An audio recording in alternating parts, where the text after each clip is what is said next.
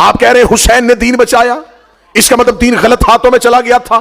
तो यजीद के हाथों तक यह दीन कैसे पहुंचा? इसका मतलब है कि यजीद के हाथों तक यह दीन पहुंचाया गया।